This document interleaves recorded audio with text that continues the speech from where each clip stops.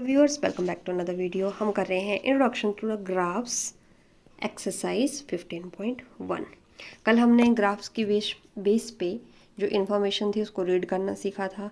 आज जो हमें डाटा दिया गया होगा उसके बेस पे हम ग्राफ प्लॉट करना सीखेंगे। मैं ले रही हूँ क्वेश्चन नंबर 5 का फर्स्ट पार्ट। एक साइड आपको ईयर्स दिया है, डेज दिए हैं, कितने दिन एक हिली साइड सिटी पे स्नो गिरती है।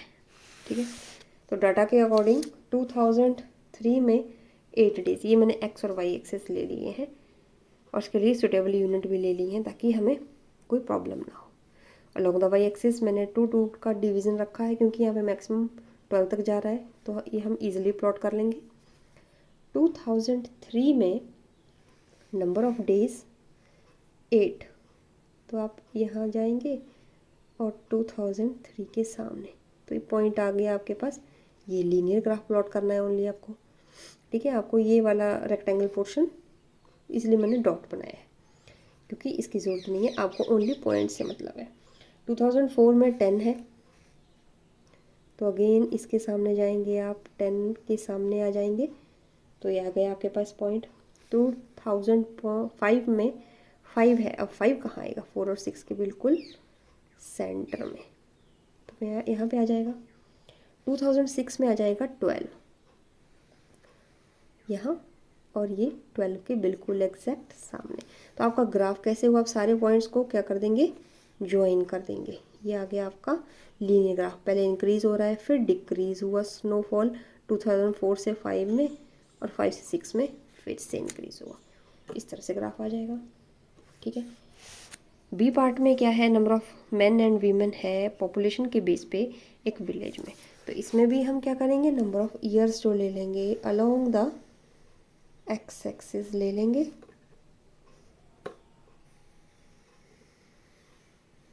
ऐसे, और ये अलोंग द वाई एक्सिस।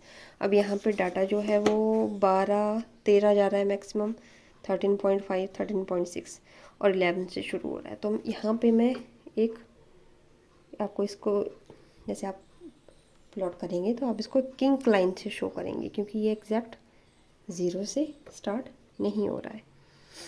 ठीक है, मैक्सिमम सबसे लोएस्ट वैल्यू है ये 11.3 और मैक्सिमम है इसकी 13.6। ठीक है, सेकंड पार्ट के लिए मैंने ये स्केल ले ली है 2003, 4, 5 up to 2007 along the x axis. Y axis में मैंने, क्योंकि वीमेन के लिए 11 वाली रेंज में है, मेन के लिए ज़्यादातर 13 वाली 12 वाली रेंज है, तो मैंने इस तरह से 0.22 का डिवीज़न लेके कर लिया है। 11 और 12 के बीच में टोटल 5 डिवीज़न है। ठीक है, ये रहा 13। अब हम इसके लिए प्लॉट करना शुरू करेंगे। 2003 के लिए पहले ले लेते हैं मेन का केस। 2003 में है 12 मेन, तो ये आप 12 के सामने जाएंगे, यहाँ पे 2003 के सामने जाएंगे, ये वाला पॉइंट आ गया आपके पास। 2004 में है 12.5। 12.5 जो है वो ये आपका 2004, आप इस लाइन में जाएंगे। ठीक है, और 2.5 जो होगा, सॉरी 12.5 जो होगा वो इधर इनके सेंटर में होगा। मीन्स ये पॉइंट जो लाई करेगा लगभग यहाँ लाई करेगा। 2005 के लिए 13 है, तो आप 2005 वाली लाइन में जाएंगे और पॉइंट पे कहाँ पे जाएंगे? 13 पॉइंट पे, तो 13 वाला पॉइंट सिलेक्ट हो गया। 2006 के लिए है आपके पास डाटा में 13.2, मीन्स इसी लाइन में आप आगे जाते जाते 13.2 आप ये वाला पॉइंट सिलेक्ट कर लेंगे। 2007 के लिए आ जाएगा आपके पास 13.5। 13.5 जो आएगा वो 13.4 और 13.6 के नेक्स्ट वाले इसमें आएगा, तो आप ये वाला सिलेक्ट कर लेंगे। ठीक है, तो इस तरह से आपने सारे पॉइंट सिलेक्ट कर लिए हैं। अब इनको ज्वाइन करके आपका ग्राफ आ जाएगा for the population of the man. इसी तरह से नंबर ऑफ वीमेन के केस में 2003 में डाटा है आपका 11.3, ये है आपका 11.3, तो 2 और 4 के बिल्कुल बीच में। ठीक है, हो सके तो आप इसको अलग कलर से शो कर लेंगे तो आपको ज़्यादा क्लैरिटी आएगी। 2004 में आ जाएगा 11.9। अब 11.9 कहाँ आएगा? इन दोनों के सेंटर में, ठीक है।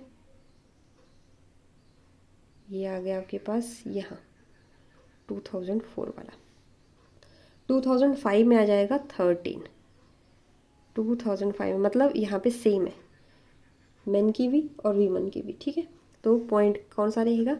ये वाला, इस पर मैं टिक कर देती हूँ। 2006 में आ जाएगा 13.6।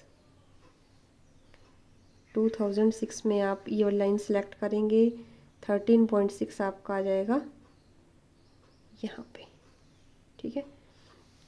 और 2007 में आ गया 12.8। तो 12.8 है आपका यहाँ, ये आ जाएगा इसमें। तो वीमन की पॉपुलेशन में क्या हुआ? पहले तो इसको ज्वाइन करिए। पहले तो ये इंक्रीज मिला देखने को, ये पॉइंट हो गया, फिर इस पॉइंट से यहाँ पे, और फिर डिक्रीज हुई पॉपुलेशन। पहले तो पीक तक किया इंक्रीज, ठीक है। 2005 में बिल्कुल जितनी पॉपुलेशन मैन की थी उतनी हो गई, फिर उसके बाद पीक पे गया 13.6, और उसके बाद 2007 में डाउन आ गई, ठीक है। This is for women population and this is for main population. इस तरह से ग्राफ आ जाएगा, ठीक है। जैसे नेक्स्ट क्वेश्चन है, इसमें भी ग्राफ के बेस पे आंसर देना है। What is the scale taken for the time axis? ये है टाइम एक्सिस, इसके लिए स्केल क्या ली गई है? और देखो 8 से लेके 9 बजे तक डिवीज़न हुए, 1 2 3 4 डिवीज़न हुए, मीन्स 4 यूनिट्स। 8 से 9 बजे तक टाइम कितना हुआ? 1 आवर। तो 1 आवर के लिए 4 units. How much time did the person take for the travel? कितना टाइम जो है वो पर्सन लेते हैं? तो जर्नी शुरू हुई 8 बजे से और जा कहाँ रही है? ये 11 से 12 के बीच में है, बिल्कुल सेंटर में। तो मतलब यहाँ 1 घंटा 9 बजे तक, दूसरा घंटा 10 बजे तक, तीसरा घंटा 11 बजे तक, और आधा घंटा और बिल्कुल एग्जैक्ट सेंटर में, तो 3.5 घंटे लेता है। How far is the place और the merchant from the town? Place जो है वो कितने दूर है? तो डिस्टेंस कितनी गई? 22 किलोमीटर तक गई, तो इतने दूर है। Did the person stop on his pay? Explain. क्या पर्सन स्टॉप करता है? ये, क्योंकि यहाँ पे लीनियर है, यहाँ पे कोई इंक्रीज नहीं है, कोई आगे कोई मूवमेंट नहीं है, तो यहाँ पे मतलब पर्सन जो है वो, तो पर्सन ने स्टॉप किया है। Did the person stop on his way? Yes. ये जो लीनियर ग्राफ है यहाँ पे यही शो कर रहा है, ठीक है। तो कितने से कितने बजे तक? अब ये 10 से 11 के बिल्कुल सेंटर में, तो 10 से 10:30 बजे तक उसने स्टॉप किया है। During which period did he ride fastest? किस टाइम इंटरवल पे उसने सबसे फास्ट राइड ली है? जहाँ पे ग्राफ में सबसे इंक्रीजिंग ऑर्डर आपको दिखेगा, एकदम से इंक्रीज हुआ ऑर्डर दिखेगा इक्वल इंटरवल टाइम में। देखो यहाँ पे डिस्टेंस कवर हो गई है, 1 घंटे में इसने कितनी डिस्टेंस कवर कर ली? 10 किलोमीटर। तो मीन्स यहाँ पे सबसे ज़्यादा इंक्रीज़ हुआ, तो 8 से 9 बजे के बीच में सबसे ज़्यादा इंक्रीज़ देखने को मिला है हमें। नेक्स्ट वाले पार्ट में, can there be a time temperature graph as follows? क्या टाइम और टेम्परेचर का ग्राफ कुछ इस तरह से हो सकता है? पहले में जैसे जैसे टाइम बढ़ रहा है वैसे वैसे टेम्परेचर इंक्रीज़ हो रहा है। जी हाँ, जैसे डे टाइम में ऐसे ही होता है, सुबह से दोपहर तक होगा तो टेम्परेचर धीरे धीरे दोपहर तक इंक्रीज़ होता रहता है। अब जैसे टाइम है यहाँ से फॉल होना शुरू किया, और जैसे दोपहर से शाम तक जाएंगे आप तो वो वापस डिक्रीज़ होना स्टार्ट हो जाएगा। कैसी सिचुएशन होती है कि जैसे एक टाइम है और उस पर टेम्परेचर बढ़े जा रहा है, बढ़े जा रहा है, बढ़े जा रहा है। एक ही टाइम पे टेम्परेचर इतना ज़्यादा हाई नहीं बढ़ सकता, ठीक है। तो ये वाला ग्राफ पॉसिबल नहीं है। 4th पार्ट में किसी टाइम पे टेम्परेचर जो है वो लीनियर है, मतलब सेम ही टेम्परेचर है, कुछ घंटे जैसे सेम टेम्परेचर मेंटेन हो जाता है, ठीक है। तो ये भी सही सिचुएशन है, ये भी सही सिचुएशन है, ये भी सही सिचुएशन है। बट यहाँ पे कि एक ही इंटरवल ऑफ टाइम है कोई और उस पर टेम्परेचर बढ़े जा रहा है विदाउट एनी रीज़न, तो 3rd वाला जो है वो सिचुएशन अक्कर नहीं हो सकती है। ठीक है, तो इस तरह से हमने ये सारे पार्ट्स देख लिए हैं।